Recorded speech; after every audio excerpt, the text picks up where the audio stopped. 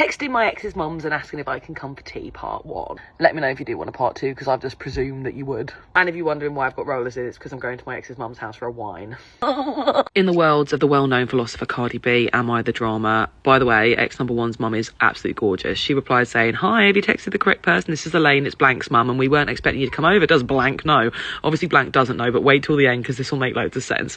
I then said, "No, I thought I'd surprise him. What time is dinner, please?" And she said, "Sorry, sweetheart, I don't think it would be appropriate given that he has no idea you're coming." If he says it's okay, then you are welcome to come. I love you, Elaine. I said, "I'll just surprise him. What are you making?" And she said, "We're getting a Chinese." But then followed it up with, "Please don't turn up without telling him." I said, "I'll bring the fortune cookies. What time is dinner?" And she responded with, "About 5:30, but please let him know." I then texted ex number 2's mum, who is not quite as friendly. She said, "7:30, why are you coming?" I said, "Yeah." She said, "Who invited you?" Which, you know, nobody, obviously. I said, "Nobody invited me. It's been ages, thought I'd come." And she was like, "There's a reason for that." And then that was a little bit rude, but then I realised it was his brother's birthday, so I followed it up with this one. "Should I bring a card or could you just put my name on yours?" And she said, "Fuck off, Sarah, with your funny shit. I thought you were serious for a minute," because obviously she's watched me online. I said, "I am. Can you please put Saz on the card, please?" And then I realised she's got good banter. And she said, "Absolutely not, Elaine. Have a good weekend." And I intend to have a good weekend. Ex number 3, yeah, his mum does not like me. She said, "Please do not text this number again."